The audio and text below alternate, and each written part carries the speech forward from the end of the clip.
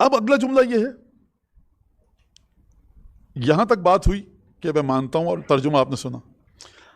اب ایک اور مسئلہ آتا ہے.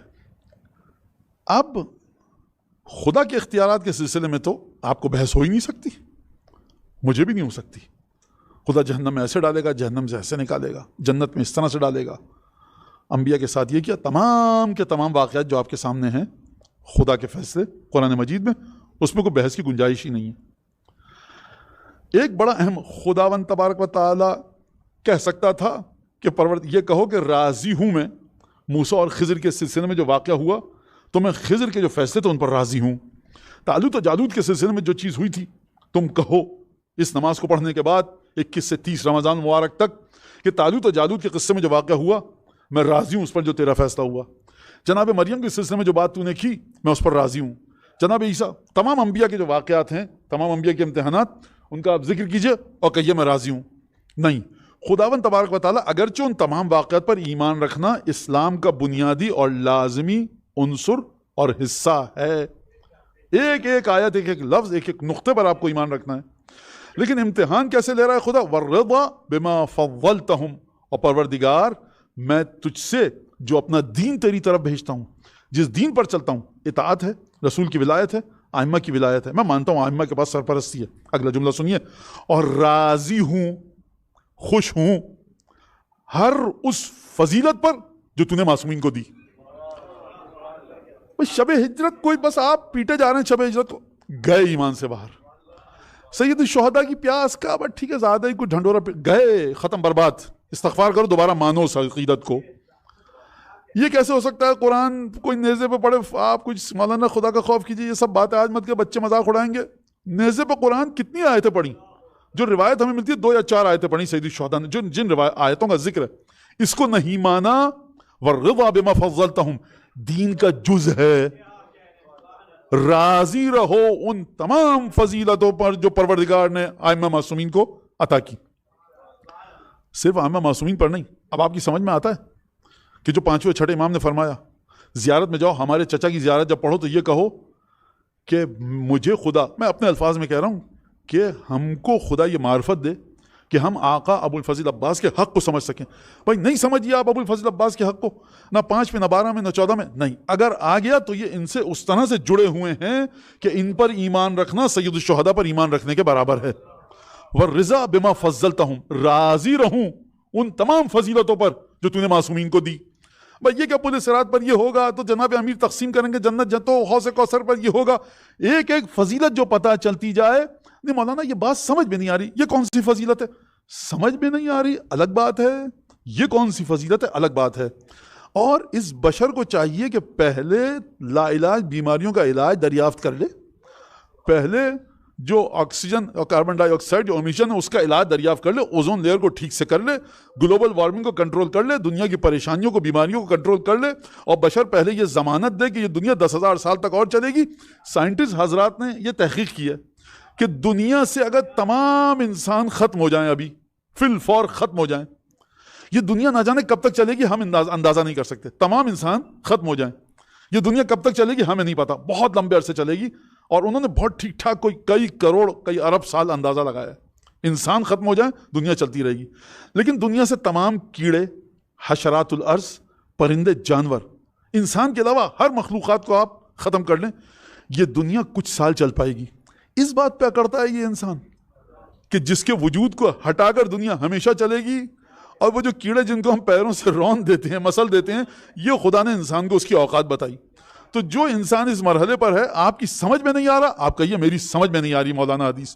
لیکن اگر معصوم نے فرمائی ہے تو بالکل حق ہے، اور نہیں فرمائی، حدیث جھوٹ ہم تک نقل ہوئی ہے تو میں نہیں مانتا. یہ کیا بات ہوئی مولانا؟ بالکل آپ کہیے اگر امام نے فرمائی ہے میں مانتا ہوں، میری سمجھ میں نہیں آ رہی لیکن میں مانتا ہوں. والرضا بما فضلتہم راضی ہوں ان فضیلتوں پر کہ جو معصومین کو خدا نے دی. اب بات ختم ہو گئی؟ نہیں. راضی کس طرح سے ہوں؟ دل میں شک و شبہات ہیں، لیکن مجلس میں بیٹھ کے مولانا کے سامنے ڈر کی وجہ نہیں. مولانا ہم تو بالکل مانتے ہیں اس حدیث کو، دل میں انکار کا جذبہ ہے لیکن زبان سے کہہ رہے ہیں کہ نہیں مانتے ہیں. فرمایا غیر منکرن، راضی ہوں اور رتی برابر انکار کا شائبہ تک نہیں ہے میرے اندر. ولا مستکبرن، اور نہ ان فضیلتوں کے بارے میں بڑائی کا اظہار کر رہا ہوں. ایک بڑائی کا اظہار کیا ہے آئمہ کی فضیلتوں کے بارے میں؟ کہ آپ آئمہ کی فضیلتوں کو غیر معصومین سے جوڑیں. یہ آئی کس کے لیے؟ یہ زیارت اور اس کے بعد یہ دعا یہ جبریل کے لیے آئی ہے یا میکائیل اور اسرائیل کو پڑھنی ہے؟ یہ ہم جیسے بے عقل لوگوں کے لیے آئی ہے کہ معصومین کے نہ مقامات کو تم سمجھ سکتے ہو، نہ معصومین کی فضیلتوں کے معیار کو تم سمجھ سکتے ہو. خوب توجہ کیجئے گا. پروردگار عالم نے بشر کا کان پکڑا اور ناک رگڑ دی. کیسے ناک رگڑی؟ دوبارہ سنیے. بما فضلتہم، جو فضیلتیں دی اس پر راضی ہوں. بات ختم ہو گئی نا. کہا کہ نہیں غیر منکرن، انکار بھی نہیں کرتا. بھائی جب راضی ہو تو انکار نہیں کر رہے نا. اضافی جملہ کیوں آ رہا ہے؟ یعنی پروردگار فرما رہا ہے دیکھو کھنگال ڈالا ہے تمہارے وجود کو، رتی برابر نہ انکار کی کیفیت ہو اور کمی نہ آئے رضامندی میں. غور فرما رہے ہیں آپ، غور کیجئے گا، خوب توجہ کیجئے اس بات کے اوپر. کہیں ہلکا سا ایک خیال میرے دل میں کروٹیں لے رہا ہے، پر عجیب سی کچھ، یہ کیا مطلب معراج پہ گئے تو کوثر یوسف سیدہ کا وجود وہاں سے نہیں، راضی بھی ہوں، رتی برابر انکار بھی نہیں ہے. اور پھر اگلا جملہ ایک اور صفت، خدا نے اب بھی نہیں چھوڑا. خدا کیوں کہہ رہا ہوں میں؟ معصومین سے آئیے تو خدا کی طرف سے آئیے. ولا مستکبرین، بڑائی کا اظہار نہیں کر رہا. آپ مجھے بتائیے کہ کوئی نادان ہی ہوگا خبط الحواس کہ جو لضربت علی یوم خندق افضل من عبادت الثقلین پہ کے سامنے تکبر کرے. کیسے تکبر کریں گے آپ؟ مجھے بتا. استکبار یعنی اپنے آپ کو بڑا سمجھنا. آج اس مسئلے کو سمجھیے آپ. 1400 برس پہلے جو واقعہ ہو گیا، آپ میں سے کون جا رہا ہے مرحب کے سامنے؟ آپ میں سے کون جا رہا ہے عمرو بن عبد ود کے سامنے؟ خوب توجہ کیجیے. آپ بڑا وہاں پر وہ سمجھتا ہے کہ جب کچھ اس کے اندر ہو، آگ سے بنایا ہے، اس کو مٹی سے بنایا ہے، کچھ تھا، کوئی دلیل غلط تھی. کس بنیاد پر؟ 6000 برس سے جناب امیر المومنین کے فرمان کے بقول نہج البلاغہ میں 6000 برس سے عبادت کر رہا تھا. تو کچھ تو تھا، تبھی اکڑ گیا. تو کچھ ہونا چاہیے تبھی تو استکبار ہوگا. تھا استکبار، لیکن دلیل یہ تھی غلط کام تھا، حرام کام تھا، گناہ تھا. فاسق نہیں ہوا، کافر ہو گیا. اور ایسا کافر ہوا ابلیس کہ اب معافی نہیں مل سکتی، ناممکن ہے. توجہ کیا آپ نے؟ استکبار ہوگا کیسے ائمہ کی فضیلتوں کے سامنے؟ جتنے بھی استکبار کے معانی ہیں فضائل ائمہ کے سامنے، ان میں سے ایک معانی بھی آ گیا دین ناقص ہے آپ کا. مولانا ان کو نہیں نماز پڑھتے ہیں، ارے منہ پہ پڑے گی تمہیں نماز، روزہ خمس لے کے جاؤ بھاڑ میں، تم استکبار مت کرو، انکار مت کرو. مولانا یہ آپ نے، میں ناراض ہو رہا ہوں. چھٹے امام کے فرمان شیخ طوسی کو کیا کہیں گے؟ تہذیب الاحکام میں روایت کو نقل کیا. استکبار بھی نہ ہو، انکار بھی نہ ہو، رضایت بھی کرو، یعنی مانو اس بات کو. استکبار کوئی کر ہی نہیں سکتا. آپ ذرا اپنے گھر کا دروازہ دونوں ہاتھ کو پکڑ کے اکھاڑ کے دکھائیے، نہیں کر سکتے. پھر یہ کون سا استکبار ہے جو یہاں پر ذکر ہو رہا ہے؟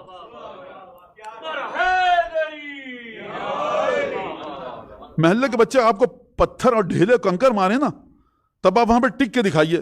چھوڑ دیے نماز پڑھ کے آپ دکھا سکتے ہیں یا نہیں. تیر برسنے تابڑ توڑ دائیں بائیں، ایک شخص 63 سال کی عمر کا بوڑھا ہے، وہ نماز پڑھ رہا ہے سکون سے نماز تہجد. اس کے بارے میں استکبار کر سکتا ہوں کہ ہم بھی ہوتے تو کر لیتے. آپ ہاتھ پکڑ کے لیں گے مولانا یہاں پڑھ کے دکھائیے ذرا، تھوڑی دیر میں طوفان آنے والا ہے، یہاں پہ پڑھ کے دکھائیے. 15 منٹ بعد آئے گا. گھڑی دیکھ کے گوگل نے کہا 15 منٹ بعد آپ کی نماز 5 منٹ میں ختم ہو جائے گی. ہاں تب بھی نہیں پڑھیں گے مولانا وہاں پہ نماز. استکبار کیسے کروں گا میں اس کے بارے میں؟ ایک استکبار یہ ہوگا کہ انسان کے کوئی بڑی فضیلت نہیں تھی، میں بھی ہوتا تو کر لیتا. اب نہ وہ احد و خیبر بچی جو میں کہوں، نہ خندق بچی جو میں کہوں. ایک استکبار یہ ہے کہ کوئی بڑی بات نہیں تھی. یہ بڑی بات نہیں تھی، یہ انکار ہے. بڑی بات نہیں تھی، یہ رضایت کا. استکبار کا معنی ڈھونڈیے آپ کیا ہے. استکبار کا معنی یہ ہے کہ روایت بار بار ایک چیز کو کہے کہ دیکھو یہ لقب علی ابن ابی طالب کا ہے. استکبار کا مطلب یہ کہ یہ لقب ہے حسین ابن علی کا. استکبار کا لقب یہ ہے کہ یہ لقب ہے حجت ابن الحسن کا. اور تم اپنی اس 2 چھٹاک چونٹی جیسی عقل کے ذریعے معصومین کے القاب پر ڈاکہ ڈال کر غیر معصوم سے نتھی کرو. تم ہو مستکبر. یہ استکبار کا لفظ ائمہ لائے کیوں یہاں پر؟ استکبار کا لفظ اس لیے لائے کہ جوڑیں تم کو شیطان کے ساتھ.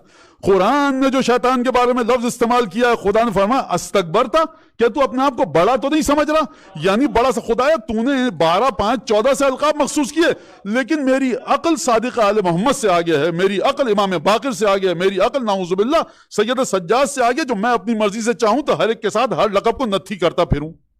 جواب لائیے ان دلائل کا کہ کس، تو لہذا فرمایا کہ دین تمہارا یہ ہے تمہارا مذہب یہ ہے کہ تم اپنے مذہب کے ذریعے خدا تک پہنچتے ہو، اپنے دین کے ذریعے خدا تک پہنچتے ہو.